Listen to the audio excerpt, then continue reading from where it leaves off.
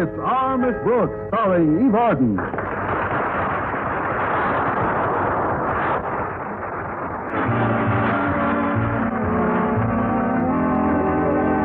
Well, a couple of times a year, our Miss Brooks, who teaches English at Madison High School, is obliged to invite her principal and his wife over for dinner. On these occasions, the fact that she's extremely fond of Mrs. Conklin and feels rather differently about her principal presents a problem. Yes. How to sprinkle ground glass in the food without getting them both. I was expecting the Conklins and Mr. Boynton for dinner last Thursday evening, but much to my surprise, Mrs. Conklin came over as I was finishing breakfast that morning. Good morning, Miss Brooks. Why, Mrs. Conklin, aren't you a little early? Dinner won't be ready for 11 hours yet. Oh, it's nothing like that. I had to see you before you went to school today.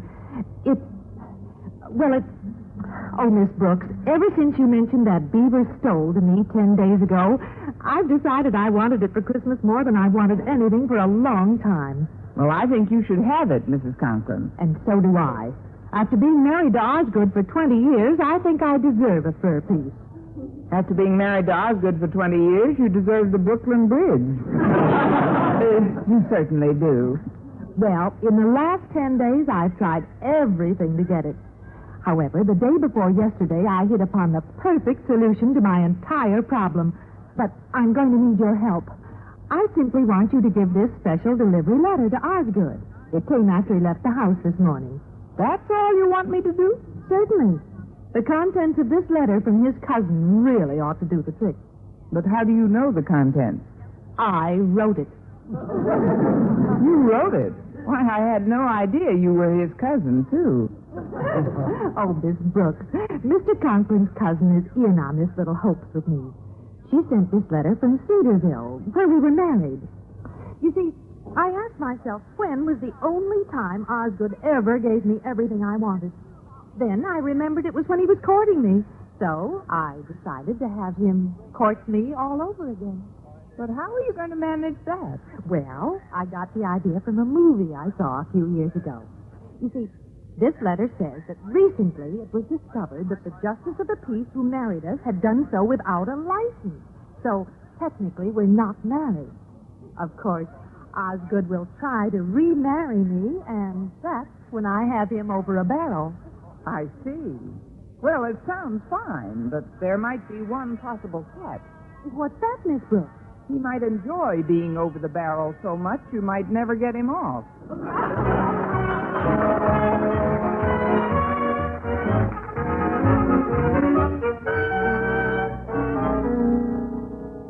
But, Daddy, I don't think a fur stole is asking for so much. After all, Mother has worked and slaved for us both all these years. Well, you have no idea the hardships she's had to endure. As soon as I get home, remind me to unstrap her from in front of the plow. Harriet, your mother doesn't know the meaning of the word work. Apparently, all she knows is how to ask for things. Oh, but, Daddy, sure. No sooner does she learn I'm making $300 extra by going on a lecture tour for Mr. Stone than she wants a fur stole. Now, if you'll excuse me, Harriet, I can't think of anyone I'd rather converse with less at the moment. Who is it? Miss Brooks, sir. I spoke too soon. To my inner office, please, Harriet. But, Daddy, can't I wait? Vamoose, Vixen.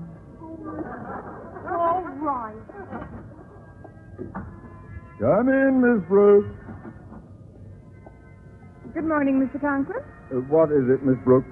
Please be as brief as possible. As you can see, I have a desk piled high with paper. Yes, sir. Those crossword puzzles do pile up if you don't get... I have a letter for you, sir.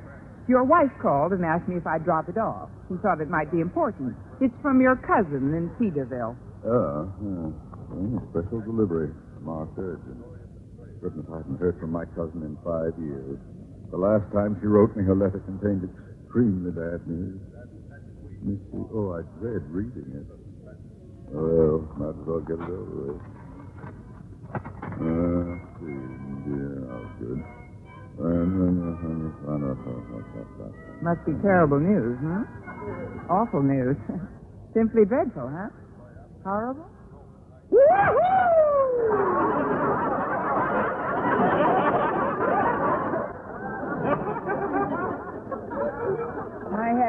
idea the news could be that bad.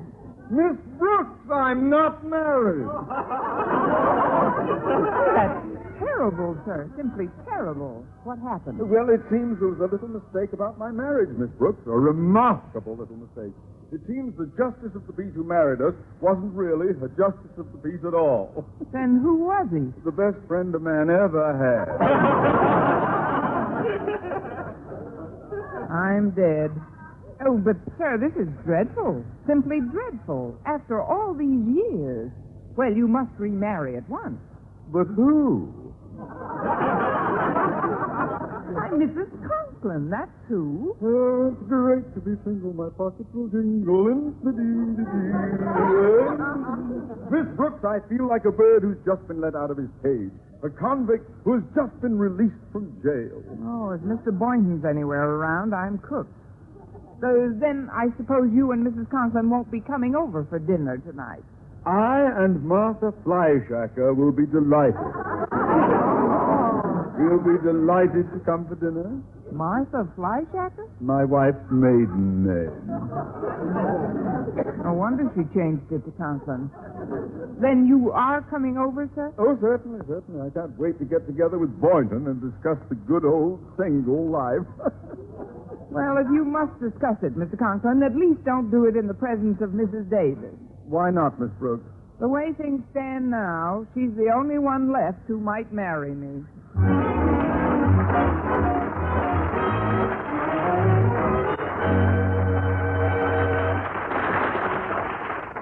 Well, Mrs. Conklin's hoax to convince our principal that they were never really married, and thereby get a fur coat when he recourted her, backfired rather badly. So all morning long, I did my best to keep Mr. Boynton away from our ecstatic principal. The last time I stopped him occurred as he was leaving his laboratory just before noon. Why, Mr. Boynton, where are you going with those rabbit cages this time of day? Well, I didn't think you'd mind if I took my rabbits, Henry and George, to lunch with us, Miss Brooks. Not at all, Mr. Boynton. Maybe one of them will pick up the check. It will certainly save me a trip. Otherwise, I'd have to come all the way back here with them after I see Mr. Conklin. After you see Mr. Conklin? Yes. I wanted to see the condition these cages are in. It's the only way I can persuade him to give me the money for some new ones. Oh, well, today's the wrong day for that. But you said that to me twice before today about two other things. It almost seems as if you don't want me to see him. Oh, now, Mr. Boynton, wherever did you get such a fantastic idea? Why shouldn't I want you to see him? Oh, I don't know why. The few times I did catch sight of him today, he seemed excited and happy about something. I wonder what it is. Oh, well, I'll probably find out about it when I see him at your house tonight. Tonight? Oh, I knew there was something I had to tell you, Mr. Boynton. The dinner for tonight has been canceled. Mrs. Davis is very ill. Oh, I'm terribly sorry, Miss Brooks. Must have come on quite suddenly. What is it, flu? Virus? Bronchitis? That's right. Which one is it? Take your pick. It's the flu, Mr. Boynton. So, of course, we won't be able to make it, but any other night would be just fine. Hi, Mr. Boynton. Oh, hello, Walter. Boy, wait till you hear the latest about old Marblehead. Mr. Conklin. He's declared tomorrow a half holiday and commissioned one of the kids to go out and buy up all the fireworks he can find. Everyone thinks that Mr. Conklin's finally snapped his cap. You mean he's crazy? Yeah, as screwy as a hopped-up cucaracha and a bowl of hot chili. Oh, by the way, Miss Brooks, Harriet told me if I ran into you that Mr. Conklin wanted to see you. There's something about canceling his date with you tonight. But be careful when you go into his office. Well, perhaps I'd better go along with you, Miss Brooks, in case he gets violent. Oh, don't worry about me, Mr. Boynton. I have a way with violent men. And if you don't believe me, please try me sometime.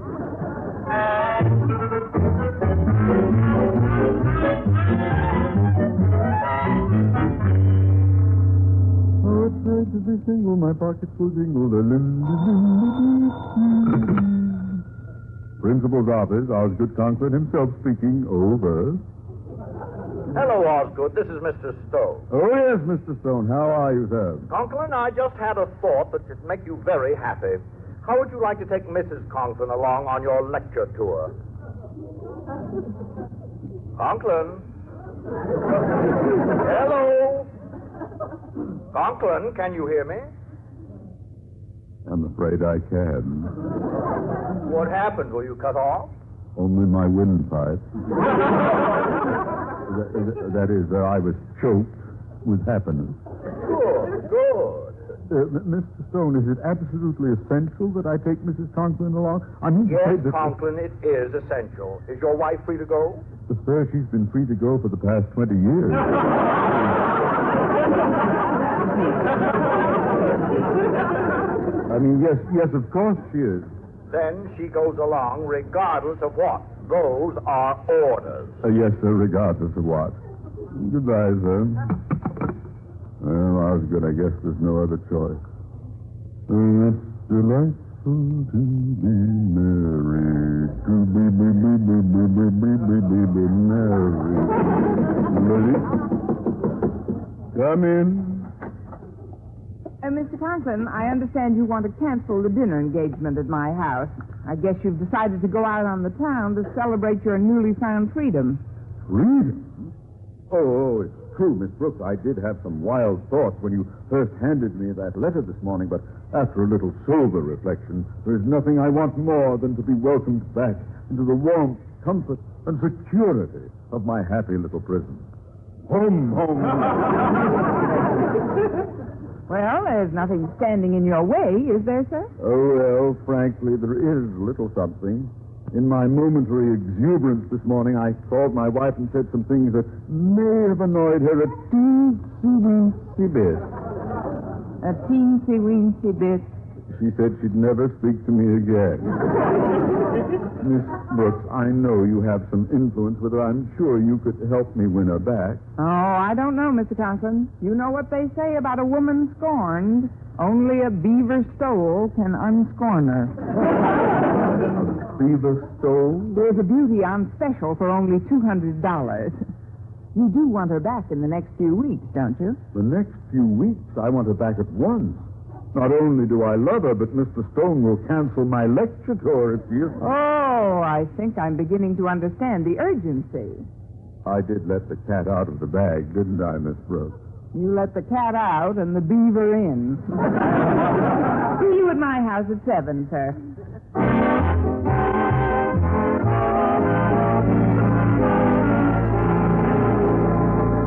Well, by 7 o'clock that night at my house, we were about ready to receive Mr. Conklin. Now, do we have our signal straight, Mrs. Conklin? Well, I think so, Miss Brooks, but are you sure Osgood will come? Of course he will, Martha. And don't worry, you'll get that beaver yet. Mrs. Conklin, would Mr. Boynton be here now if I weren't sure of your husband's attitude? Believe me, it was difficult to convince him that Mrs. Davis had recovered after I told him she had the flu earlier today. Oh, that explains it. I was wondering why he came in wearing a gauze mask before he... Now, do you feel a little more confident, Mrs. Conklin? Well, I guess so. Oh, my, I wonder if Phyllis Stone is having the same trouble with Mr. Stone. Phyllis Stone? Yes, Margaret. I told her about my marriage hoax, and she's trying the same trick to get a fur stole from Mr. Stone. What? If this thing keeps spreading, we're all liable to wind up on Dragnet next week. Now, Oh, goodness, that must be Osgood now. Remember what I told you. Play hard to get. Mrs. Davis, would you mind going into the kitchen and sending in Mr. Boynton? I want him to be a witness to Love's Old Sweet Song. All right, dear. And in the meantime, I'll finish preparing dinner. Now, we'll be right back, Mrs. Conklin. Good evening, Miss Brooks. Why, Mr. Beaver. Mr. Conklin. Come in, sir. Now then, where is she, Miss Brooks? Where is my lovely, blushing child bride? Never mind, I know where she is. Hello, Osgood. Poopsie girl. Angel eyes. I'm back. Your Osgood is back. But what is this doctor doing with you? Oh, you can take off the gauze mask now, Mr. Boynton. The flu bug is in the kitchen. Oh, yes, of course. Did you want to say something to me, Osgood? Indeed, I do, Lotus Blossom. I didn't mean a thing I said on the phone this morning. Not a thing. I want to remarry you more than anything else in the world. Look, the peach face. Your Osgood wants you back more than he can tell you. He needs you back. Say the word and we'll be remarried tonight. Say the word? The common household word is beaver. Say it and you win the first soul plus a year's supply of morsels. Well, it's true, Osgood. You know how I've wanted a fur piece all these years. Well, then you shall have it. You shall have anything you want. Only please say you will remarry me at once. Are you taking notes, Mr. Boynton? No sacrifice is too great when two people are really in love, is it? Apparently not, Miss Brooks. Oh, well, who can that be? Don't get your hopes up. They couldn't get the beaver over that quickly. I'd better see who it is. Mr. Stone. Miss Brooks, is Mr. Conklin here? His daughter said I'd find him here. I must see him at once. Yes, sir. Come in. He's right in the living room. Well, Mr. Stone, what is it, sir? Something wrong at school? Oh, nothing like that, Osgood. I'm not married. I just found out about it. And with you living so close, I thought I'd tell you first. The justice of the peace who married us 25 years ago had no legal right to perform the ceremony. I'm free! After all these years, magnificently, wonderfully free. And you're delighted about it? Well, wouldn't you be if the same thing happened to you? Mr. Boynton, put back your gauze mask. The place has gotten contagious again. Wouldn't I be if the same thing happened to me? You're not going to let this interfere with the beaver stole, are you, Osgood? Mr. Conklin, Miss Flyshacker. Then your wife isn't getting the beaver stole? My dear Miss Brooks, somewhere in the snowy wastes of Greenland, a poor, unfortunate beaver will be killed. But as far as my ex-wife is concerned, he will have given his life in vain. Your ex-wife? Yes, Mr. Stone, by a remarkably odd coincidence, my marriage is also invalid, and for precisely the same reason as yours. You mean your justice of the peace isn't really a justice of the peace either? I prefer to remember him as a great humanitarian. Well, Mrs. Conklin, I'm afraid you'll have to bring up your heavy artillery. Oh, I'm afraid you're right, Miss Brooks. Osgood, I have a little confession to make. I had that letter sent to you. It was a hoax. We've been married all this time. My, what an unusual way to go down on one's knees. A hoax? Mrs. Conklin, may I ask a question? You might as well. There's plenty of room down there for all. It was about Mrs. Stone, Charlie. You're still married to her and always have been. So we're both still married. I guess the joke is on both of us, eh, Mr. Stone? Seems your wife is still... Keep my beloved wife out of this. Oh, you must be quite a miserly tyrant, Conklin. Otherwise, why should your poor wife have to resort to such pitiful measures to obtain that which is rightfully hers? But I fully intend to buy her that beaver stole. This time, let's put it in writing. Well, you see, Mr. Boynton, even though married couples do have little... Mr. Boynton? Mr. Boynton? He sneaked out to the kitchen 5 minutes ago, Miss Brooks. Well, after all this talk about marriage, I don't blame him for going out there. Why? What do you mean? Flu and all, at her age, Mrs. Davis is the safest bet. Our Miss Brooks, starring Eve Arden, was produced and directed by Larry Burns, written by Arthur Alsberg and Al Lewis with the music of Lud Bluskin. Mr. Conklin was played by Gail Gordon. This program came to you from the Frederick Studios of the American Forces Network Europe and was prepared for rebroadcast over this network by specialist Rich Kuhlman.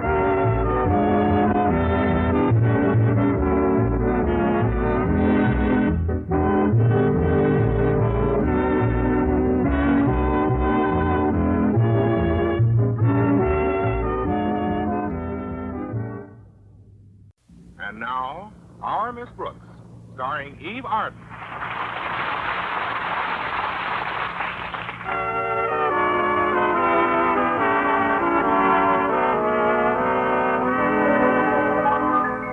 Well, with the Christmas holidays so close at hand, our Miss Brooks, who teaches English at Madison High School, is faced with a few problems common to many of us. First, she still has all her Christmas shopping to do, and second, she has very little time to do it in. And third, she has no money to do it with. At least I have very little money. $20 to be exact. And considering the people I usually give presents to, I knew that wouldn't go very far. After thinking it over for a while, however, I arrived at the only possible solution to my dilemma, which I conveyed to my landlady at breakfast last Wednesday morning. Then you're going to spend the entire $20 on a gift for Mr. Boynton, Connie? Yes, it's the only thing I can do, Mrs. Davis. I think I should be able to get him a nice gift for $20. It's better than giving a number of my friends a lot of trash. Don't you agree? I suppose so, dear. I know I certainly didn't expect anything from you. Well, I'm glad. After all, what difference does it make that I cook your meals all year round? That I make up your room every day? That I never badger you for the rent when you get 6 weeks behind? Or that I'm constantly helping you with your problems as if you were my own daughter? I do it out of the goodness of my heart. And I certainly don't expect anything in return. If I crawled under the rug, I wouldn't even make a bump. But, Mrs. Davis, we agreed we wouldn't exchange presents this year. Of course we did, Connie. So you stick to our agreement. After all, what difference does it make if I happen to forget and ordered you a beautiful gift? You ordered me a gift? Oh, dear, it slipped out. Well, slip it back in. Perhaps it wasn't as much of a sacrifice for you as... What difference does it make that I far exceeded my budget to get it for you? So I'll just eat a little less for the next 6 months. Just because the spirit of the season has swept me away doesn't mean it has to sweep you, too. Sweep me? It might easily clean me out. Well, I suppose I actually should give you a gift, too, since we're so close. Now, dear, you'll do no such thing. Don't give it another thought. Well, all right, but... I've been getting along perfectly well, squeezing oranges by hand for another year. Just because I can hardly straighten out my poor fingers when I'm through is no concern of yours. Then you want a finger straightener. An orange juice squeezer. Why, Connie, how did you know? It was just a wild guess. But the $10 they wanted cherries is much more than I'll let you spend. Well, then I won't. So if you'll just give me $7 cash, I'll get the squeezer at McGinty's Sales Company. I happen to have an exclusive introductory credit card there. It's the only thing that lets you in, and it entitles you to a third off on everything. As I say, I should be able to get Mr. Boynton a nice gift for $13. I'll give you the money as soon as I get my bag. Thanks, dear. Now I'll tell you what I got for you. It's something I felt was very personal. Something personal? What is it? A chess set. A chess set? Yes. I know how Mr. Boynton loves the game, and it'll give you two something to do together on those long winter evenings. That is, if you know how the game goes. Certainly, right out the window. It was very thoughtful of you, Mrs. Davis. Oh, there's Walter to drive me to school. Be right out, Walter. I'd better be going, Mrs. Davis. All right, dear. Well, I intend to do the rest of my shopping this morning, so I'll drop off your present at school. Maybe you and Mr. Boynton can use it in the cafeteria at lunch. We might at that. Those chessmen ought to taste a lot more tender than the rest of the food.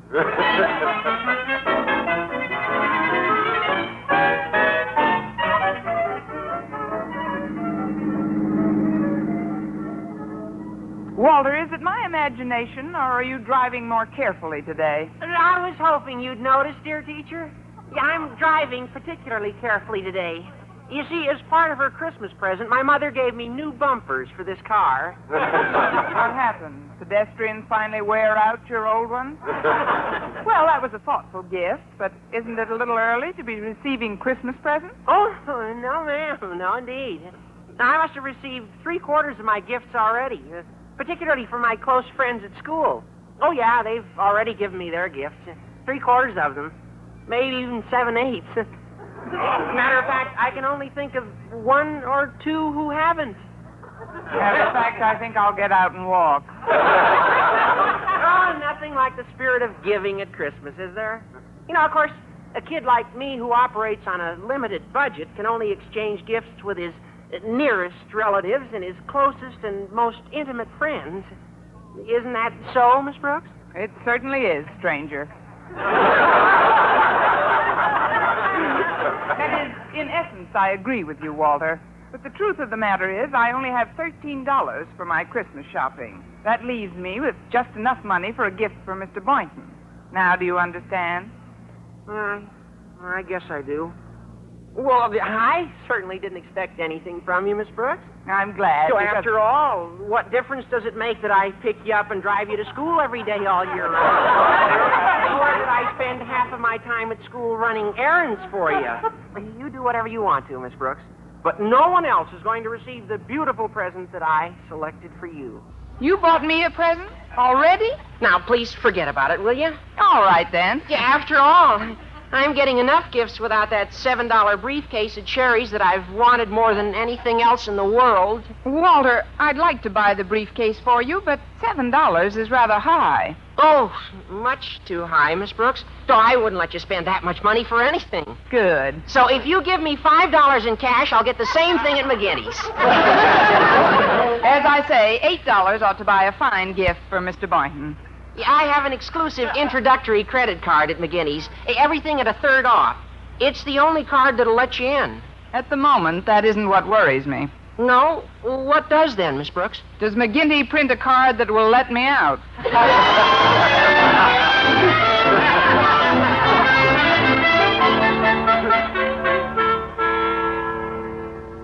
Walter, there's no reason to sneak past Mr. Conklin's office, even if we are 5 minutes late. But, Miss Brooks, you know how Mr. Conklin feels about such things. What would you say if he suddenly did step out of his office now? Good morning, Miss Brooks. Does that answer your question, Walter? Mr. Conklin, I realize we're a little late, sir, but if you'll only... Tut, my dear. Don't give it a second thought. I'm delighted to give my students and faculty a little latitude this time of year. It's the Christmas season, and I'm filled with the spirit of peace on earth and goodwill to all men. Well, it's nice of you to extend it to females and young boys. Not at all, Miss Brooks. Now, will you come into my office, please? I have something to ask you. But, sir, I'm 5 minutes late And now. you'll be 5 minutes later. Into my office. Yes, sir. See you later, Walter. Yeah, bye, Miss Brooks. Now, sit down, my dear. Sit right down, and I'll get directly to the point. I want some advice from you, Miss Brooks. Some advice? Yes, about a gift. I'm doing my Christmas shopping this afternoon. I want you to be sure to tell me what you want before I leave. But, sir, I didn't think you approved of faculty members exchanging gifts. Oh, I don't, Miss Brooks. It's just that I happen to be imbued with the spirit of giving, the spirit of Christmas. And if I choose to remember my teachers, I certainly don't expect any gifts in return. Good. Of course, if my teachers insist on showing their appreciation for the many little favors I've done for them in the past, I'm powerless to stop them. I'm hooked. I was wondering what I could get you for Christmas, sir. Could you give me a suggestion? Something you particularly needed or wanted for about 50 cents. My dear, I want you to forget we've even mentioned the word gifts this morning. Dismiss it from your mind. Besides, I smoke too much anyway. Smoke? Yes, and $10 is too much for anyone to pay for the alligator tobacco pouch I've always wanted. Well, sir, I'd certainly like to get it for you, but that is rather expensive. $10 is far, far too expensive. I wouldn't dream of letting you spend that much money. Well, I'm glad because So if you have the money with you, I know just where I can get it for $7. Murdered again by McGinty's.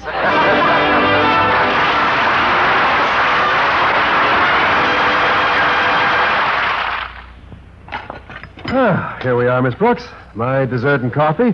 And I brought you a piece of pineapple pie a la mode. Why, Mr. Boynton, what a thoughtful Christmas present. Christmas present? Well, it's exactly what I've always wanted. You shouldn't have gone to all that extra expense. What extra expense? The pineapple pie would have been enough. You should have kept the a la mode for my birthday. Pineapple pie a la mode.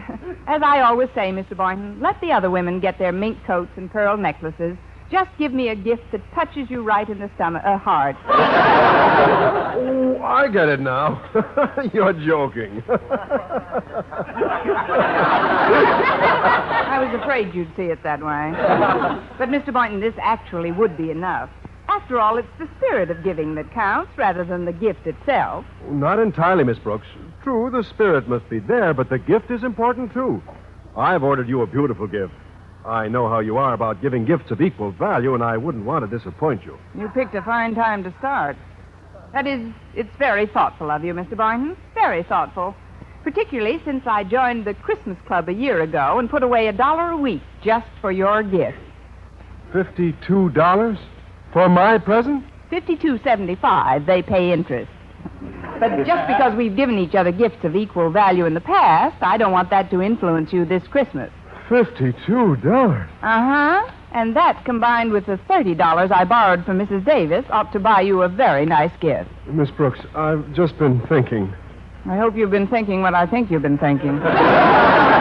Yes, Mr. Boynton? Well, after all, it really is the spirit of giving that counts rather than the gift itself. You've convinced me. Here, this package is for you, and Merry Christmas. For me? You got this for me? Must I wait for Christmas, or may I open it now? What's inside, Miss Brooks? Yes, yes, no, yes, chess. A chess set. What a wonderful present. Well, I was going to get you a few more gifts, but since you convinced me... Hi, Miss Brooks. Hi, Mr. Boynton. Oh, hello, Harriet. Mr. Boynton, Daddy wants to see you in his office right away. Something about signing a requisition for some test tubes you wanted. Thank you, Harriet. And, Miss Brooks, your landlady called, and she wants you to call back when you can.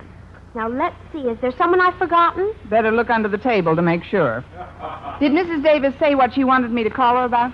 No, but she said she'd keep a receiver off the hook so her line would be open when you call. There's something wrong with that, but offhand, I don't know just what. Well, I'd better get up to Mr. Conklin's office and get that requisition signed. Thanks again for the gift, Miss Brooks. It really was quite unexpected. Yes, for both of us. I mean, both of us may use it. Of course. Well, see you later, Miss Brooks. I'll walk to the phone with you, Miss Brooks. All right, Harriet. Well, how has Santa been treating you so far, dear? Oh, not too badly. Walter gave me a slave bracelet, but I don't think I'll wear it. Why not? You should see what he had engraved on it. Finder, please return this girl to Walter Denton. I think that's cute, Harriet.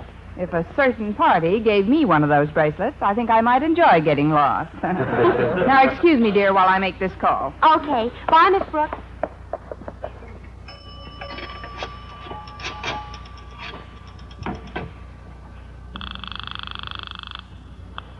Hello? Hello, Mrs. Davis. Connie. Oh, Connie. Well, how did you like the gift I gave you? Oh, it's lovely, Mrs. Davis. Simply lovely. I knew you'd be enthusiastic over that black silk negligee. Well, certainly, it's something Mr. Boynton and I can... Black silk negligee? Oh, no. It was a chess set, Connie, just to throw you off the track.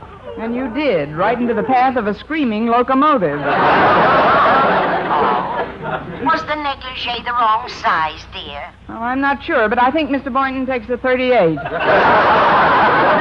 Speak louder, Connie. It sounded almost as though you said Mr. Boynton. I've got to hang up now, Mrs. Davis. I just gave somebody a gift, and I've got to get it back before he opens it. Why? Do you think he won't like it, Connie? Oh, not exactly, Mrs. Davis. It's something that all men like, but on somebody else.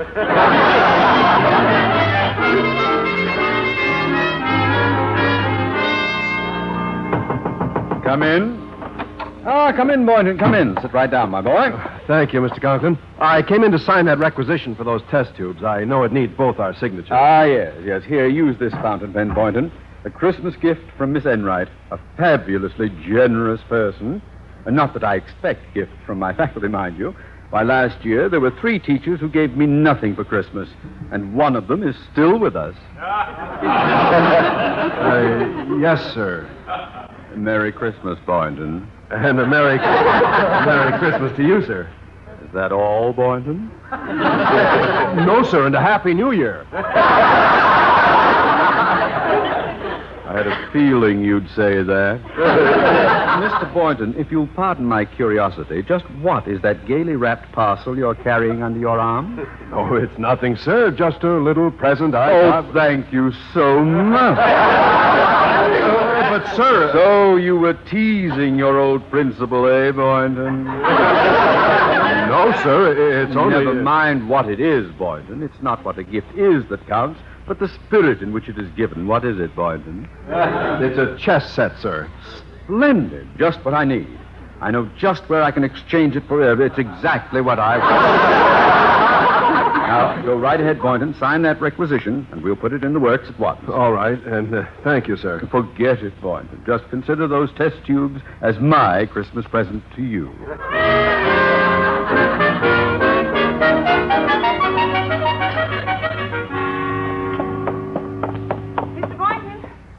Mr. Boynton, I'm glad I finally found you. I missed you right after lunch. Goodness, Miss Brooks, you're breathless. Please, this is no time for flattery. Oh, you mean I'm winded? Yeah. Well, I've been looking for you after every period since noon. I'm afraid I'll have to ask you to return that gift I gave you. There's been a slight mistake, and I have to exchange it. The gift you gave me? Well, you can't exchange it, Miss Brooks. I used it during my free period. Wasn't it a little skimpy around the hips? You opened it already? Well, I haven't exactly opened it, but, well, I like chess. It's my favorite game. Believe me, Mr. Boynton, in this thing, you couldn't make a move. Look, I really must have it back. You see, I gave you the wrong present by mistake. Oh, well, then I may as well tell you the truth. I gave it to Mr. Conklin as a Christmas present. I hadn't intended to, but before I knew it, he seemed to take possession of it. You gave him the gift I gave you? Mr. Boynton, I'm shocked. How could you bring yourself to give away a gift someone else had given you? If you knew the time and thought and effort I put in to select a gift that would suit your personality... What am I saying? Really, Miss Brooks, it all happened so quickly, I had no alternative, but... Please, Mr. Boynton, no excuses. I still think you were quite negligent. Negligent.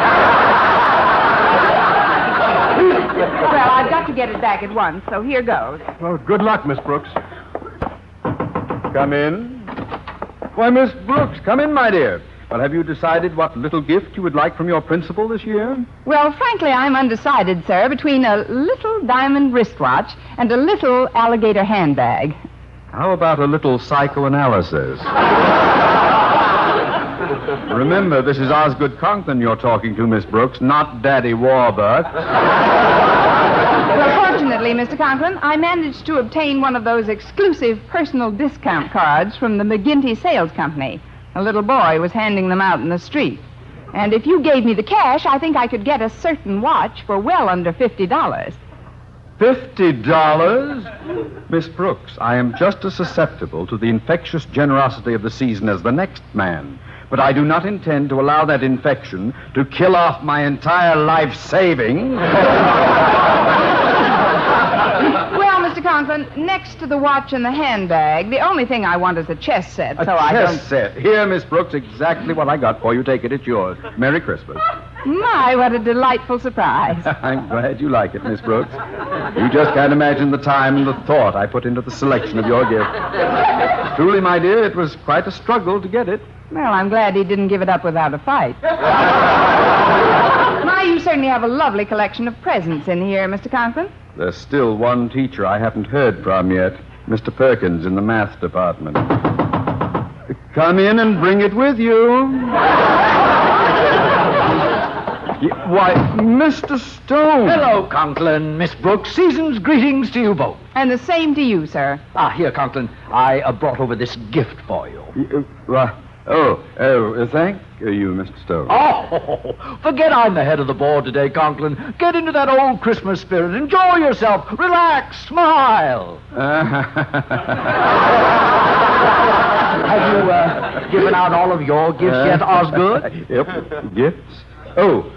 Yes, Miss Brooks just finished wrapping yours, Mr. Stone, here. Oh, but, sir, that package is... Yes, Miss Brooks, you were saying... May you get many years of use out of your gift, Mrs. Stone. And for longer life, rinse it out every night and hang it up in the bathroom. Oh? Is it a shirt, Conklin? Oh, no, sir. Handkerchief? No. Socks? No, but I'll give you a hint. 2 people can use it at the same time.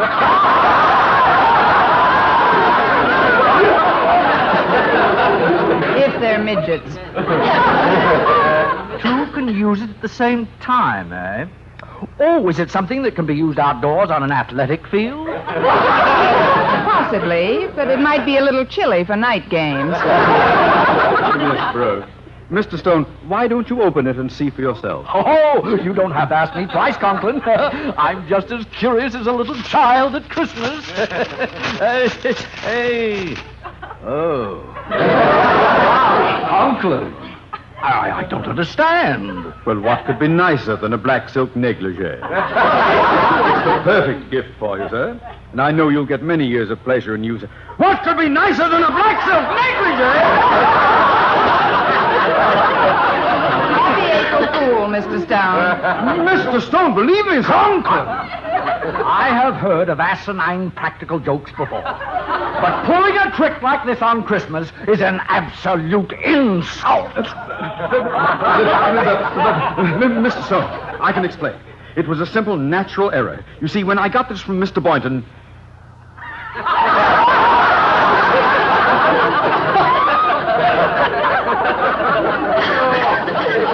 Miss Brooks, why did Mr. Boynton give me a black silk negligee? I can't understand either, sir. Pale blue is much more your color. I can't understand at all. Conklin, I'm still waiting for an explanation. Come in.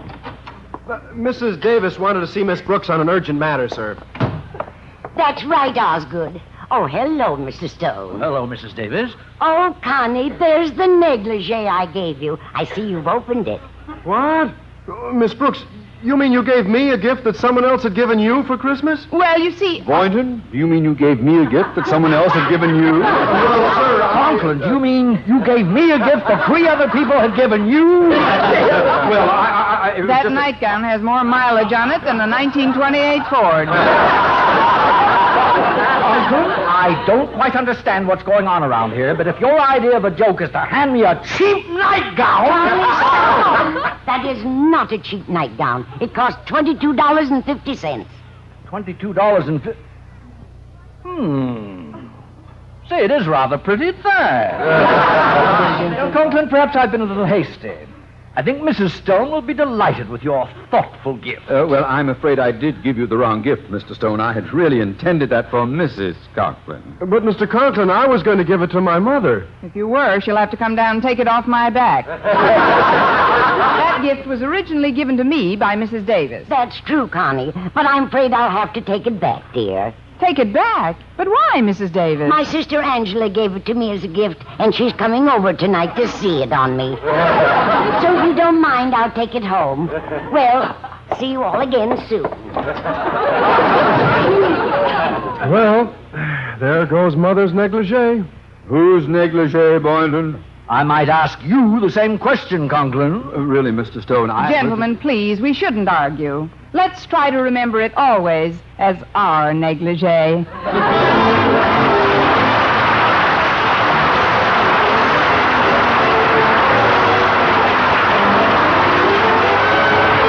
Miss Brooks, starring Eve Arden, has been a presentation of the United States Armed Forces Radio Service.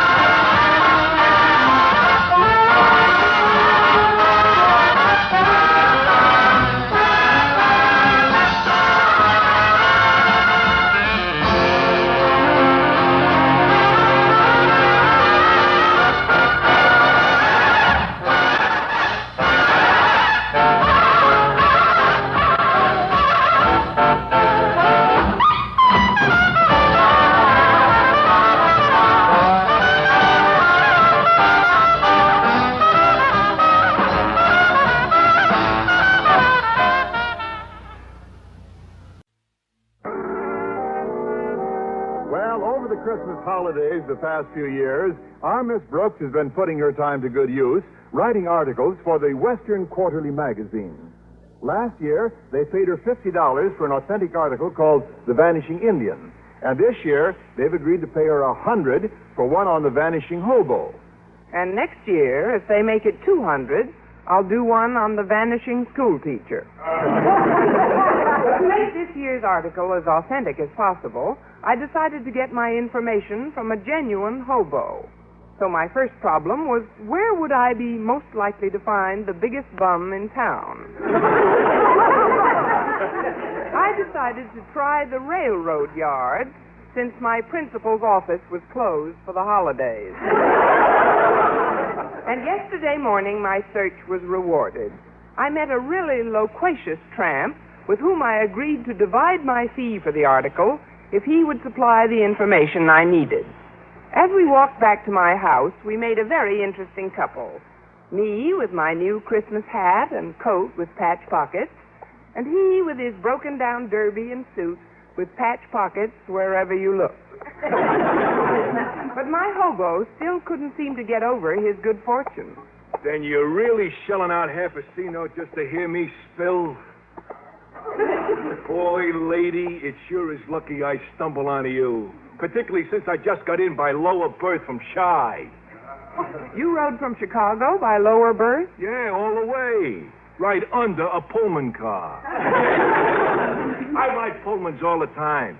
You gotta know how to use your lump of lead to land a spot like that. Your lump of lead? Yeah, your head. Well, knowing the students at Madison, I shouldn't have asked. Your vocabulary is a wee bit different from mine, Mr. You know, I still don't know your name.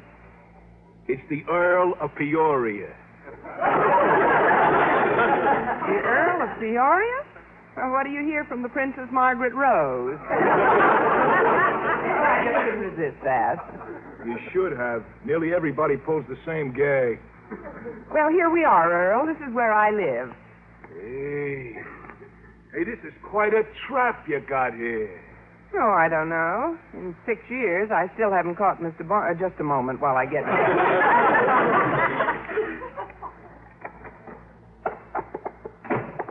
Oh, there you are, Connie. I was wondering if you'd be back in time for breakfast. Oh, hello, Mrs. Davis. This is the Earl of Peoria. Hello, lady. Oh, how do you do, your lordship? Mrs. Davis, you needn't bother to curtsy. All right, dear. But would it be all right if I asked the Earl a question? It's a little personal. That's okay, lady. Go right ahead. How's the Princess Margaret Rose? The last time the Earl was in Buckingham Palace, he forgot to inquire. Mrs. Davis, you can see by the way the Earl is dressed that he's a gentleman of the road. Yeah, a hobo. My, what a perfect disguise. Well, don't worry. Your secret is safe with me, Your Majesty. Your Majesty? I tell her he's a hobo, and immediately she ups the ante. Mrs. Davis, Maybe the Earl is hungry, Connie. Breakfast is on the table, and I know there's plenty for all three of us. Why not go ahead in, Your Worship? Well, thanks. I won't mind a bite at that. You can cut the wood later. Go right in sometime, Ed. We'll be with you in a minute. Thanks. Mrs. Davis, the Earl is actually a genuine hobo. Really? Well, dear, no matter what his profession is, it's nice that you're getting away from biologists for a change. And I'm not seeing him to get away from Mr. Boynton. The Western Quarterly magazine is paying me $100 for an article called The Vanishing Hobo. And I'm simply seeing the Earl to get authentic information. Now, do you understand? Of course, dear. Good. Where is he taking you on New Year's Eve? He's not taking me anywhere. As of now, Mr. Boynton is still my New Year's Eve date. Well, I thought you said he hasn't invited you yet. What if he doesn't ask you? Well, then I'll have to resort to a clever little subterfuge which we women use only in extreme emergency. What's that, dear? I'll ask him. Anyway, I expect to see him in a little while. Walter's driving me over there to pick up his typewriter and borrow a clean shirt and tie for the Earl. Oh, that reminds me, Connie. While you were out, Mr. Conklin called. He said to tell you to come over to his house as soon as Walter picks you up. He sounded as if it were a matter of life and death if you weren't there in half an hour. I think I'll wait an hour and be sure.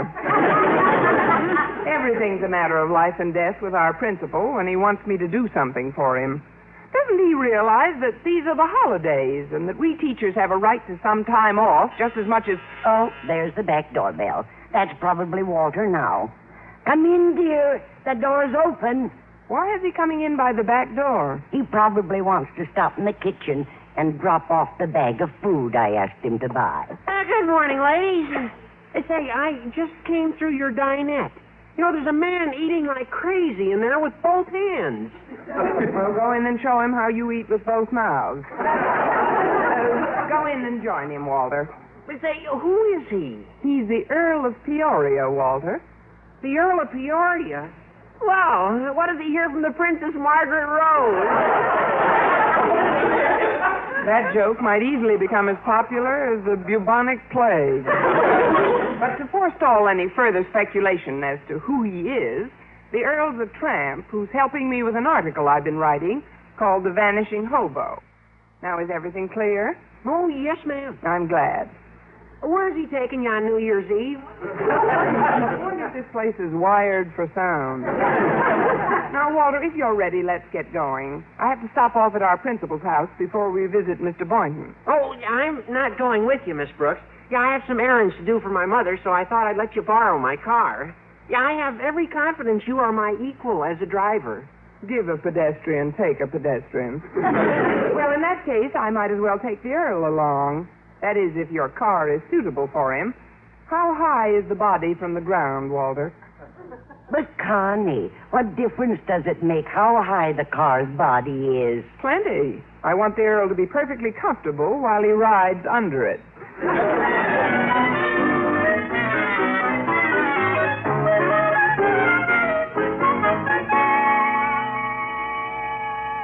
In case you're wondering whose house this is, Earl, it's my principal's.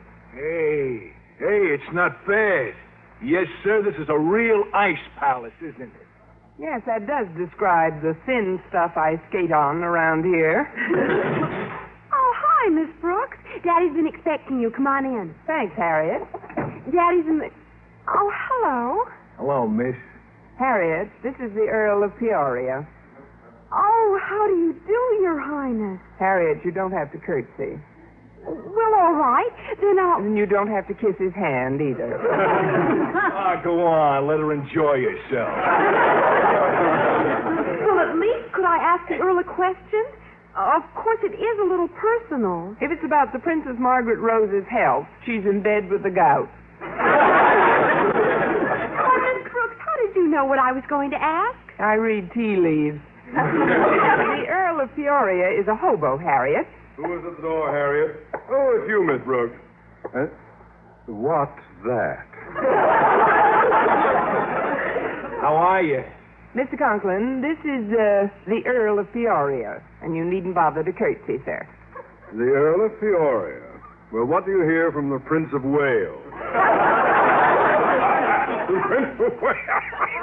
Yeah? Oh, I really do come up with them, eh, Miss Brooks? You should have stayed down with that one. Did you want to see me about something, sir? Indeed, I did. Come into my den, please. Daddy, if you don't need me around here anymore, I'm going to meet Cynthia Craven. Lucky Cynthia. You may go, Harriet. Follow me, Miss Brooks. You don't mind waiting here alone a few minutes, Earl? Oh, not at all. It's a lot safer. Now, sit down, Miss Brooks. Now, tell me, just what is that hobo doing tagging along with you? Well, I'm writing an article for the Western Quarterly magazine entitled The Vanishing Hobo, and I needed authentic information, so I found the Earl in the railroad yard. Does that explain everything, sir? I believe it does. I'm glad. What did you want to see me about, Mr. Conklin? Miss Brooks, when I called this morning, I had a little errand I wanted you to perform for me. But I know how insignificant that will appear when I tell you about the reports Mr. Stone asked me to work on. But, sir, didn't you explain to him that these are your holidays and there's time enough when you get back to school? I did indeed, Miss Brooks. I was so persuasive, in fact, that Mr. Stone finally agreed to let me split my work half and half. Half during the holidays and half after? No, half for you and half for Miss Enright. But, sir, these are my holidays, too. Yes, they weren't they? Miss Brooks, those reports will only take you a few afternoons this coming week. Oh, well, I don't suppose there's any use in protesting. And my, you are maturing, aren't you?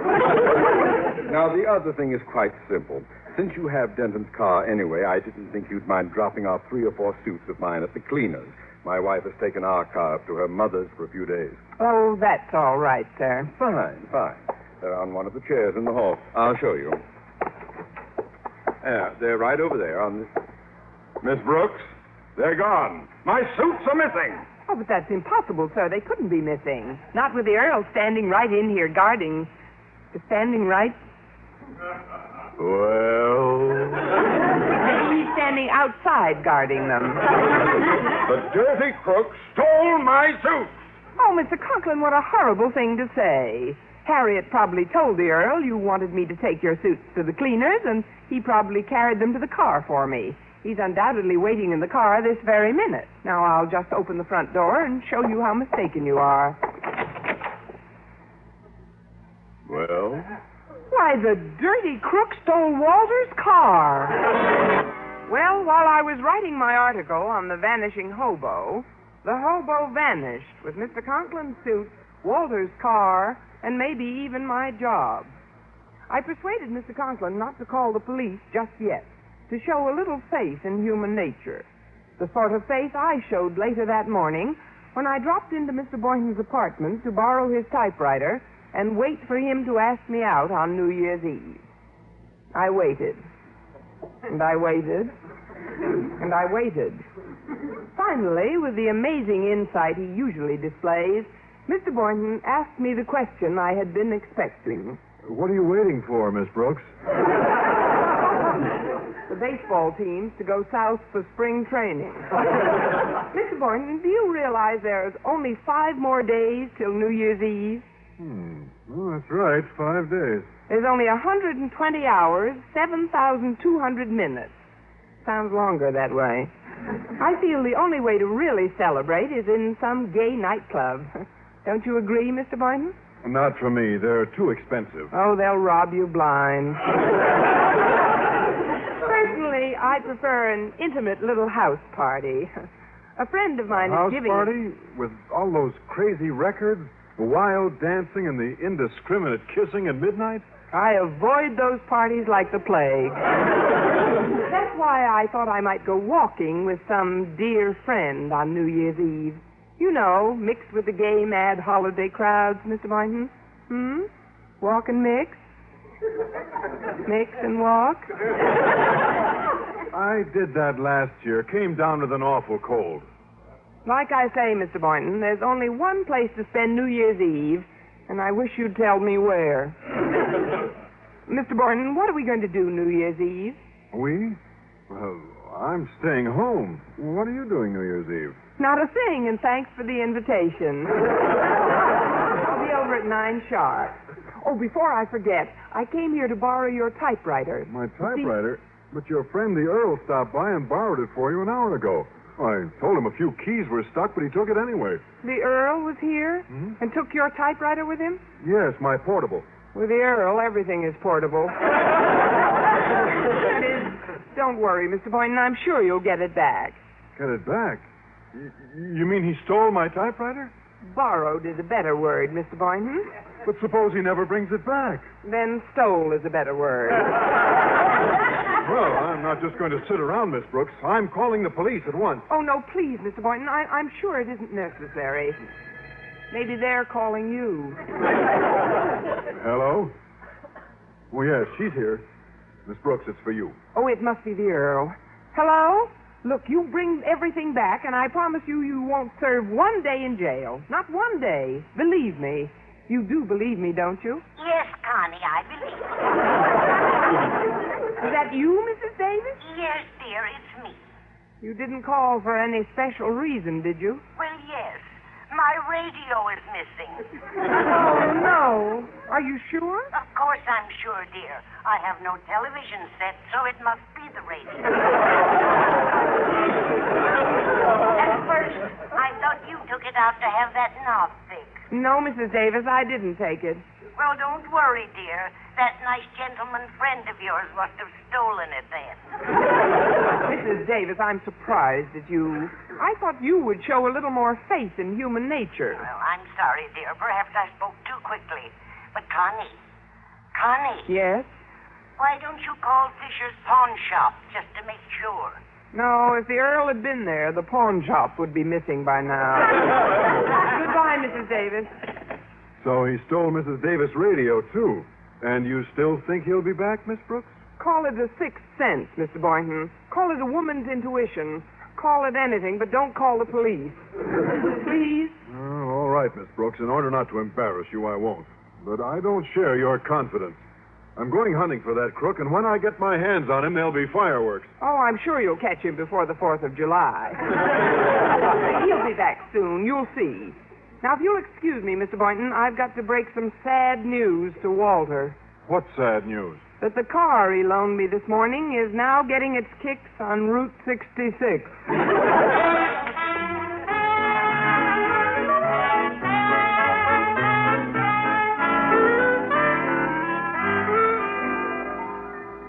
A little more ice cream, Walter? It's no trouble to go out to the kitchen and bring you another plate. No, thanks. These 3 quarts are plenty. I've already been here an hour more than I expected. I might as well tell you the truth. Your car is gone.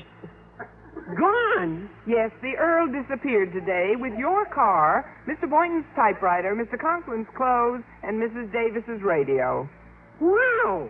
That guy collects more stuff in a day than the Salvation Army does in a year. But why would a friend of yours do a thing like that, Miss Brooks? A good question, Walter, and I'm sorry you asked it. But let's not lose our heads. I have an idea how and where we might find our vagabond friends. How, Miss Brooks? Oh, I'm just itching to get my hands on that jalopy jipper.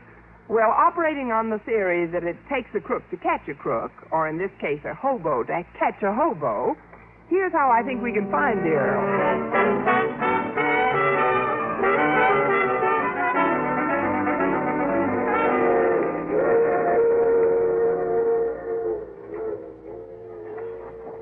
All right, Walter, let's camp here. All right, Miss Brooks.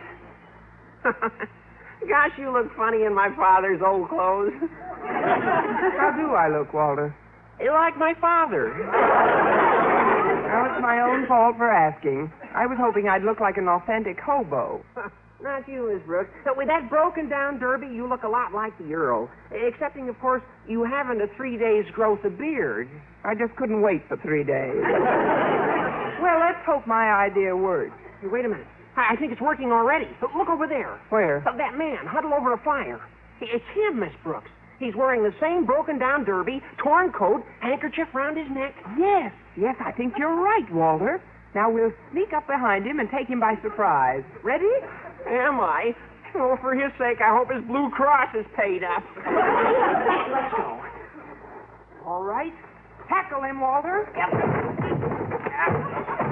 Hold on. We got him, Miss Brooks. All right, Earl, do you give up? Miss Brooks, why are you sitting on my chest?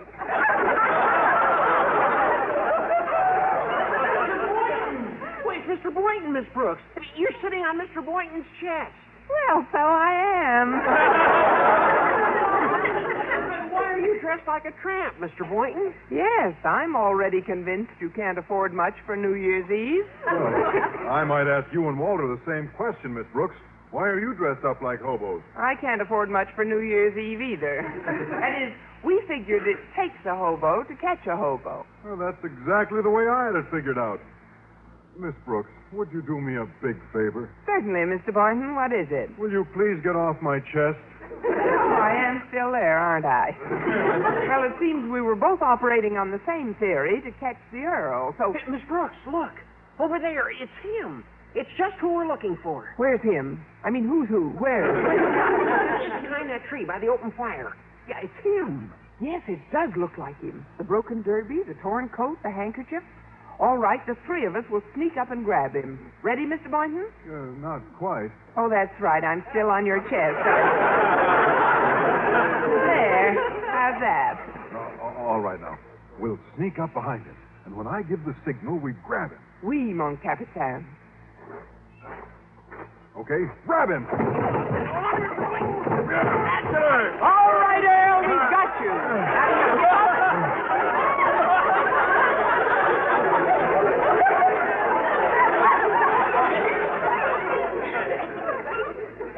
Miss Brooks,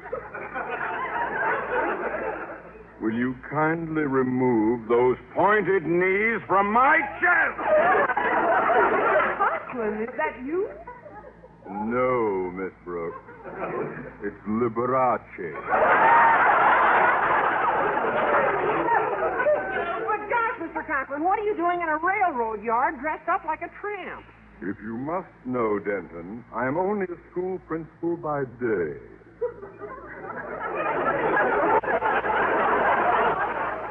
By night, I have a full-time job with the railroad, toasting weenies over open fire.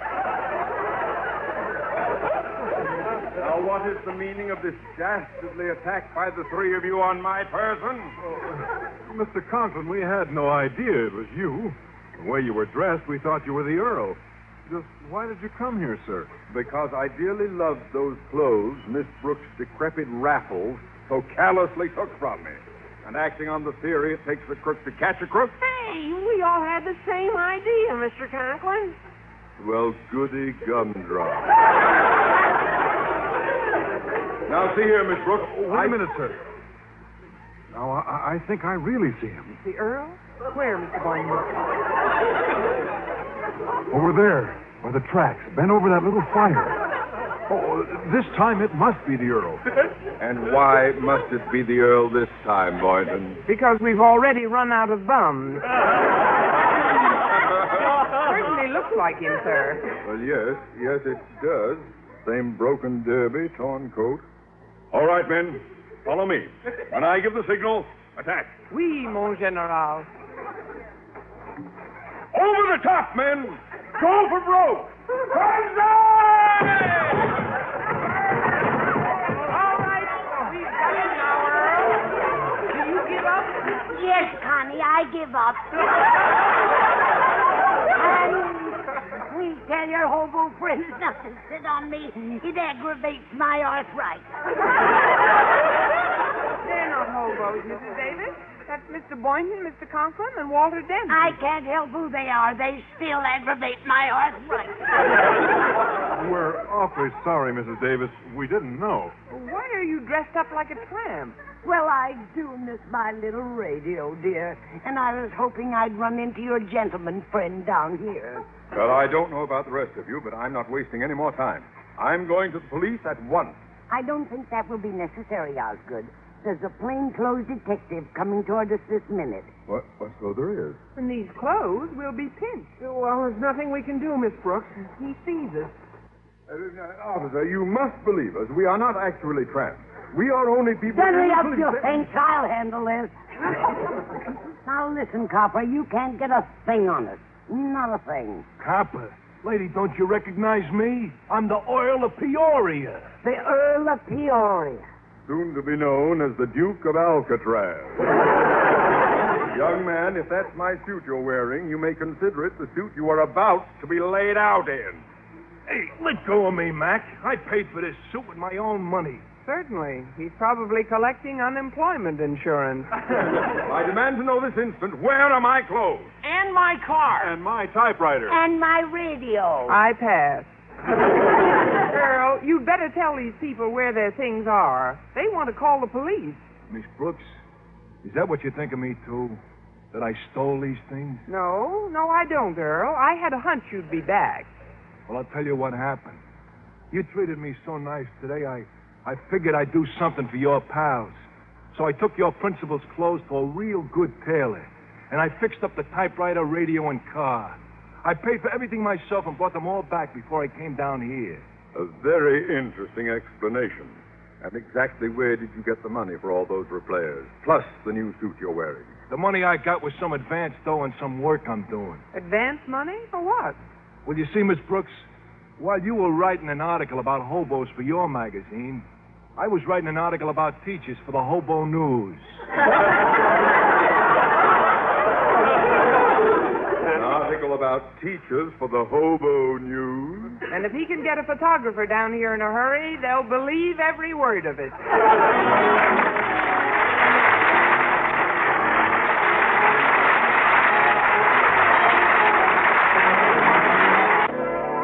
And now, here is Eve Arden. Miss Brooks, starring Eve Arden, transcribed, was produced and directed by Larry Burns, written by Arthur Ellsberg and Lou Dorman, with the music of Wilbur Hatch. Mr. Conklin was played by Gail Gordon. Others in tonight's cast were Jane Morgan, Dick Crenna, Bob Rockwell, Gloria McMillan, and Peter Leeds. Now it's Our Miss Brooks, starring Eve Arden.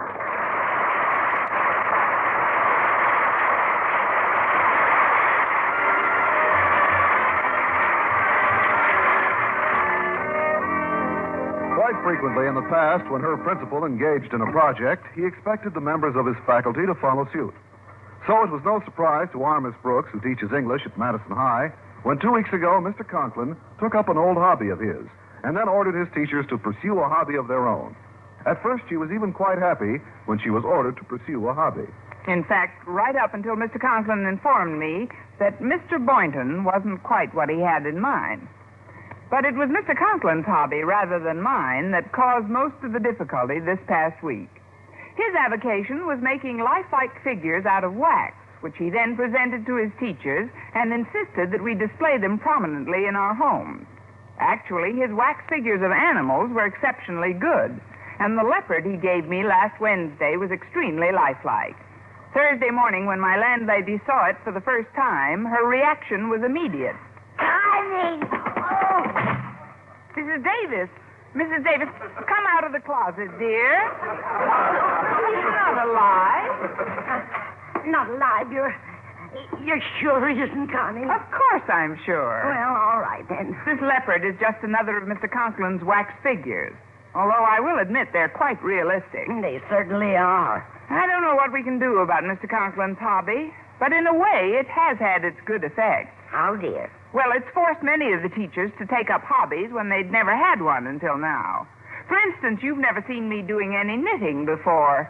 Look what I've accomplished in the last few weeks. Yes, I was noticing those things on the sideboard before you came in this morning. Did you see the things I knitted for Mr. Boynton? Oh, I know he'll be delighted with that. It's a bathing suit. Of course, dear. I should have known it was a bathing suit as soon as I saw the turtleneck. Well, anyway, I know Mr. Boynton will be pleased with it when I give it to him at dinner. Well, as soon as I get to school, I'll ask him if Oh, that's probably Walter to pick me up. Come on in, Walter. The door's open. I better see what I've got left in the kitchen for him. And you know how that boy eats. I'll be back in a minute. Hello, Walter. Why, Mr. Boynton. Oh, good morning, Miss Brooks. Yay! Mr. Boynton. Mr. Boynton, come out of the closet this minute. I don't look that bad in the morning. Oh, it's the leopard. He's not alive, Mr. Boynton. He's not? You're sure? Oh, no, I get it now.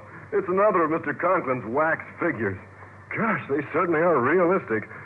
I'll bet you'll never guess what he gave me for my place, Miss Brooks. A wolf. Well, are you learning anything? Why did you come by this morning, Mr. Boynton? Well, Walter called me a little while ago and said something went wrong with his car, so I decided I'd pick you up instead. Oh, I'm glad you did. And since you're here, I might as well give you the present I knitted for you. I was originally going to give it to you tonight at dinner. Here you are, Mr. Boynton. Shows what you can create when you take up a new hobby, doesn't it? You knitted this for me? Care to jump back into the closet? Oh, no, it's beautiful. Beautiful. It'll make a wonderful cover for my rabbit cage. It's a bathing suit. A bathing suit? With a turtleneck? Well, if you can't use it, just hand it to the nearest turtle. I'll use it. And since you've given me your gift already, I might as well give you the things I made for you. I suppose you've been wondering what's in the shoebox I've been carrying. No, I just figured it was your lunch. It's the latest product of my wood carving hobby. Go ahead and open it. Oh. Why, Mr. Boynton, they're lovely. They're two of the most beautifully carved ashtrays I've ever seen. Well, they're shoes, Miss Brooks.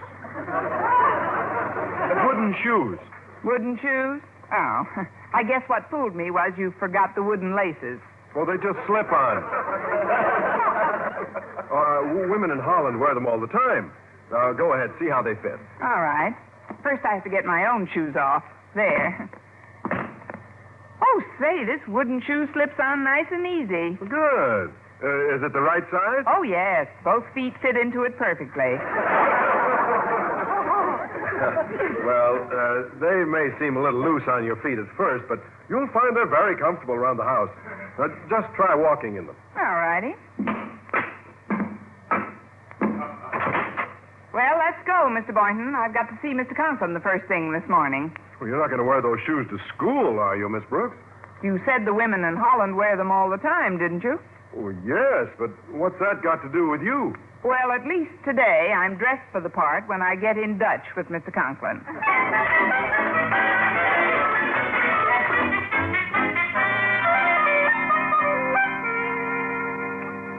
Daddy, I'm not just flattering you. This wax figure you've made of yourself is amazingly lifelike. Why, if I didn't know you were sitting behind that desk, I'd swear you were the wax figure standing beside it. You do believe me, don't you? I ought to, since the wax figure standing beside it happens to be me. What? Oh, this is wonderful. This figure behind the desk could fool anybody. Daddy, may I say you're a genius? Over and over again. I am rather facile with wax, aren't I? Oh, I should say you are. Yes. My only regret is that there isn't enough room for me to do my modeling at home. It isn't easy to flaunt school rules night after night working in the gymnasium. But I suppose for a true artist, rules are sometimes made to be broken. Oh, I'm so glad you feel that way about rules, Daddy. Then could I skip homework and go out with Walter tonight? And just when did you join the club, Miss Picasso? You most certainly cannot. Even if you had no homework, you know perfectly well Denton has a job assisting me evenings. Now, Harriet, I know you have a class, so if you don't mind, kindly get...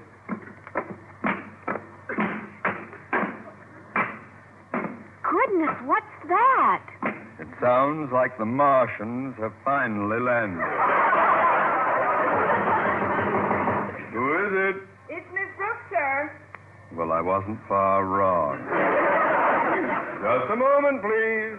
Now, if you'll excuse me, Harriet, I'm about to make a little experiment to find out just how lifelike that wax figure behind my desk really is. When, Daddy? When I'm hidden behind that door and you are out of this office. Through my inner office, please. What? Oh, all right.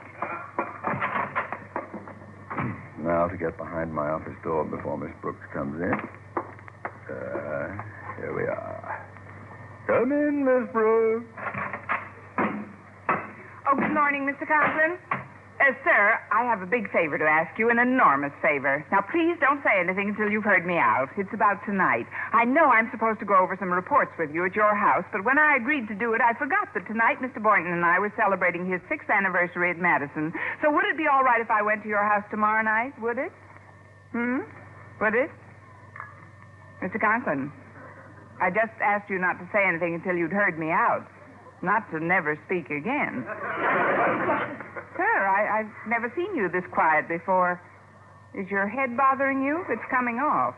If there's anything I can do to help, it's coming off. Don't worry. We can always weld it back on. Conklin, what are you doing in back of me when you're in front of me? Oh, I see it now. One of you is made of wax. Oh, you certainly gave me an awful start, sir. Well, I'm sorry if I upset you, Miss Brooks, but the figure is rather lifelike, isn't it? Well, truly, sir, it's practically impossible to tell the difference between you and the dummy. That is, there's a remarkable resemblance. Now, about the favor I was going to ask of you. I've already heard you ask it, Miss Brooks, and since I intend working on my wax figures here at school tonight, you may have the evening off. Oh, thank you, Mr. Conklin, thank you. Honestly, you've made me so happy, sir, I could kiss you. If you must, try the wax, Mr. Conklin. But in return for this favor of mine, I have a small favor to ask of you. Will you supervise this office during your lunch hour, since I have to go downtown to purchase more wax for my figures? Oh, yes, sir, gladly. Good, good. Well, if you don't need me anymore, I'll be on my way to class. One moment, please, Moll Flanders. Just where did you get those wooden shoes? Mr. Boynton made them for me, sir. Wood carving is his hobby. Would you come a little closer, Miss Brooks? Yes, sir. My, it's lucky this building is earthquake-proof. Oh, the wood carving on these shoes is excellent, simply excellent. I've been searching for someone to assist me in my work, and Boynton might be just the man. Yes, I think he may do. Mr. Boynton, your assistant? Yes, he'll start working with me tonight on my historical figures. Oh, but, sir, I told you we're celebrating an anniversary tonight. He's supposed to have dinner with me. Miss Brooks, I've made up my mind. Tonight, Mr. Boynton starts with Marie Antoinette. Marie Antoinette? Mr. Conklin, I think I may have an idea that will solve both our problems. What's that, Miss Brooks? You take Marie Antoinette, and we'll make it a double date.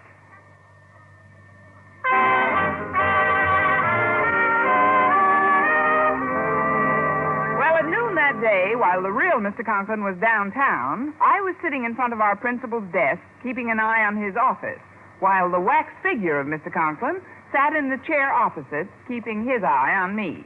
Suddenly, the door opened.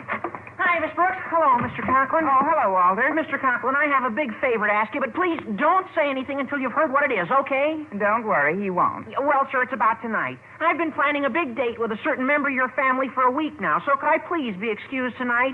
After all, sir, I've stood guard outside the gym for 5 straight nights while you worked inside, so could I please have tonight off? Could I? Could I? Mr. Conklin, I just asked you not to speak until I finish, not to never speak again. Mr. Conklin, do you mean to say you forced this poor boy to stand out in the cold for 5 nights? Why, I've never heard of anything so heartless, so cruel and inhuman. Now stop sitting there like a wax dummy and answer me. You holy cow! Please, Mr. Conklin, please, sir, you must forgive her. Oh, she's just a poor, hungry, overworked teacher who's finally snapped her cap. She'll apologize, Mr. Conklin. I know she will. Only think of the many long, faithful years of service behind her and the pitifully few short years ahead of her. Oh, spare her, I beg of you. We kids need her, sir. She's like a mother to us. You'd do even better with grandmother. Walter, you can relax. You're only talking to a wax dummy. A wax dummy? That's not the real Mr. Conklin? Of course not. You're sure? Certainly. Now get this marble head. I'm taking all I'm going to take from you. I won't throw nothing under sea. From now on, Harriet goes out with me every night of the week. And if you give me any more lip as to what time I got to bring her home, I'll bounce one off your pointed marble head. Boy, I had no idea Christmas would come again so soon. It's a little like Christmas again, isn't it? Oh, I'm afraid that rings in the new year. Walter, please don't fool with that wax figure. It's fragile. Hello, Wax Museum. Madison High School. Miss Brooks speaking. Oh, hello, Miss Brooks. This is Mr. Stone. Could I speak to Mr. Conklin, please? He isn't here right now, sir. Well, tell Mr. Conklin I passed by the school last night and I saw a light burning in the gymnasium. Now, Mr. Conklin knows how strict we are about using school facilities after hours. You just tell Mr. Conklin I'm coming over tonight to find out for myself who is using the gymnasium after school hours. I'll give Mr. Conklin your message as soon as I see him, Mr. Stone. Very well. Goodbye. Goodbye, sir. You're going to give Mr. Conklin what message, Miss Brooks? That Mr. Stone's coming over tonight to investigate the light in the gymnasium. But, Miss Brooks, why do that? If Mr. Stone discovers Mr. Conklin here tonight, he'll make him quit his hobby, thus releasing Mr. Boynton and me for active duty on other battlefields. I'm getting to feel more like no man's land every day. Walter, I told Mr. Stone I'd give Mr. Conklin the message when I saw him, and that's exactly what I intend to do. You do? Yes, but I didn't say which Mr. Conklin. Okay, Waxy, open up your ears.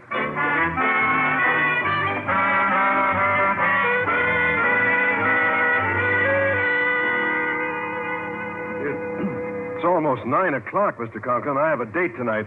Perhaps we should come back to these figures tomorrow night. No. I can't stop, Boynton. I must work.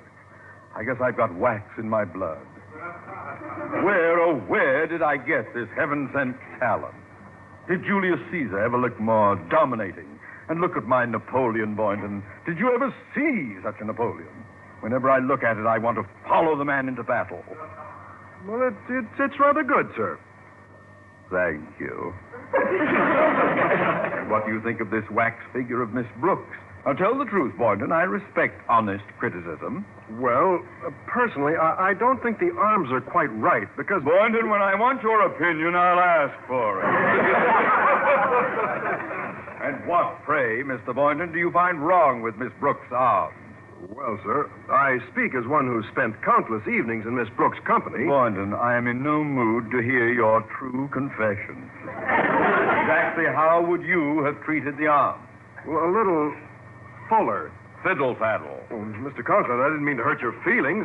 All I really meant was... Quiet. I think I hear footsteps. Mr. Conklin, there's a couple of people coming, and I think one of them's Mr. Stone. Mr. Stone? Good heavens, we've been ambushed. What are we going to do, sir? There's no way out. They're coming toward us through the only open door. Boynton, stop making this sound like the 9th episode of The Perils of Pauline. Now, we must be calm. That's it, calm. And think. I've got it. You hide in the workshop. Yes, sir. Yeah, but what about us, sir? There's no alternative, Boynton. Freeze! Freeze? Yes. If we remain absolutely motionless beside these wax figures, Mr. Stone could never tell us apart. Now, put out the light, Boynton. Sit over there between Marie Antoinette and Josephine. Between Marie Antoinette and Josephine. Oh, Boynton, relax. If Marie Antoinette makes a move toward you, I personally will see that she's guillotined again.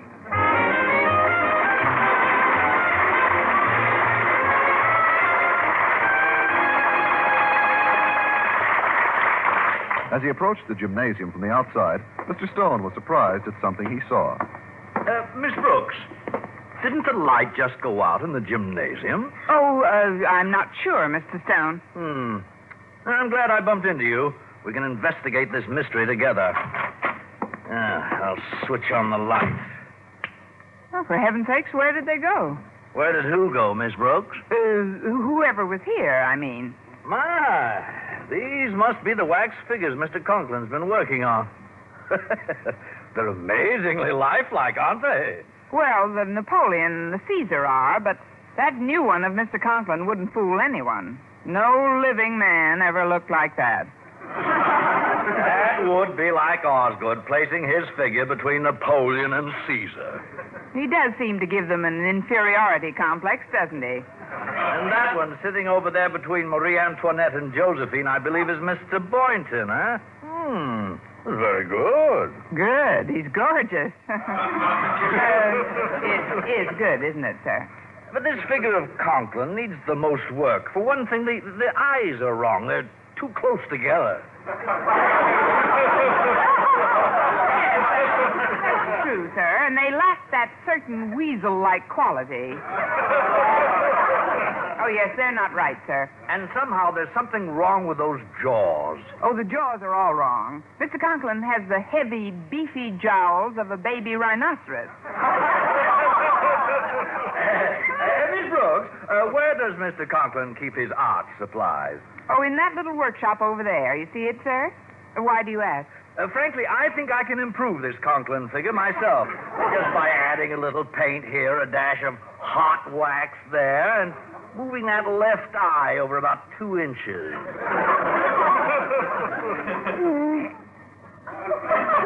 What was that, Miss Brooks? What was what? Well, I thought Oh, never mind. I'll be right back with the materials. Maybe I could move that eye over while... No one is moving my left eye over 2 inches. It's you. Yes, Miss Brooks, it is indeed I. So my eyes lack that certain weasel-like quality. Oh, no, sir. They're very weasel-like. I have the heavy, beefy jowls of a baby rhinoceros, do I? Oh, that was all in fun, sir. No living man could look like I do. Oh, it should have been no living woman could hold the job I'm losing. Miss Brooks. Mr. Boynton. Well, I'm alive, too, Miss Brooks. Want to bet? No idea. Miss Brooks, this is no time for meaningless talk. I want you to get Mr. Stone out of here as soon as possible. But, sir, Mr. Stone insists on doing you over. Get rid of him, Miss Brooks, or come tomorrow morning a certain teacher may find herself pounding a beat in some kindergarten. Well, all right, sir. I'll try. See that you do, because... Here he comes. Hey, it's amazing, Miss Brooks. Mr. Conklin's got wax figures all over the place. There's even one of Walter Denton in the workshop. Well, now to get to work on Osgood. Mr. Stone, don't you think it's rather late? Oh, nonsense, Miss Brooks. I haven't had so much fun in ages. Now, first, a touch of red paint on Mr. Conklin's cheeks. There. Notice how it brings out the eyes, Miss Brooks? Yes, they do look like they're about to pop, don't they? Mr. Stone, I don't think we should... Now we build up that chin with a little hot wax, so... And now the coup de grace. Mr. Stone, what are you going to do with that saw? Well, frankly, that left ear of Conklin's has disturbed me from the moment I first set eyes on it. It's got to go. That's it. Now, 1, 2... No!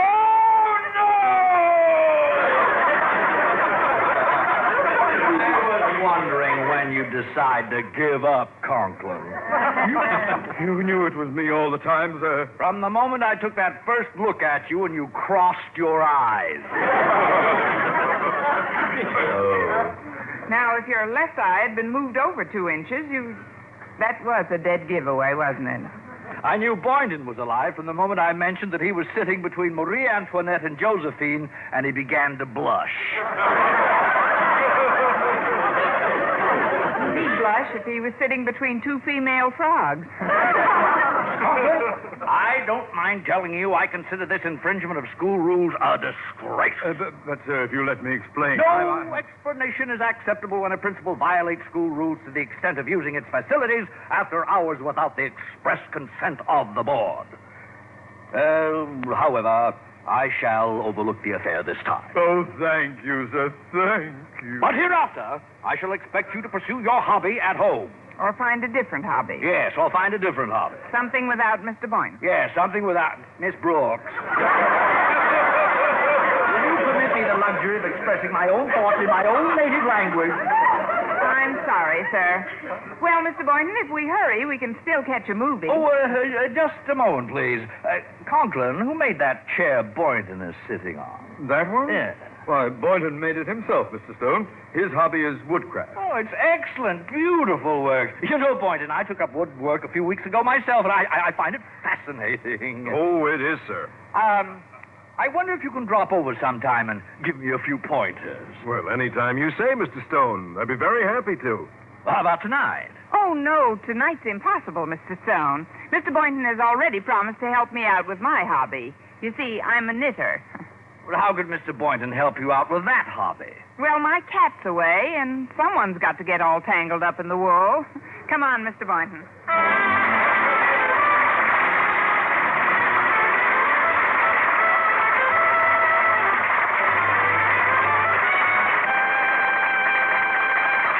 And now here's the star of our show, Eve Arden. Mr. Conklin's wax dummies of Marie Antoinette and Josephine were really lifelike, but he just didn't do right by their complexion.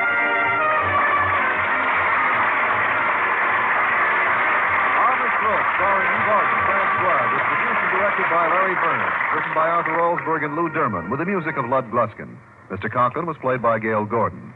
Others in tonight's cast were Jane Morgan, Dick Crenna, Bob Rockwell, Gloria McMillan, and Joseph Kearns.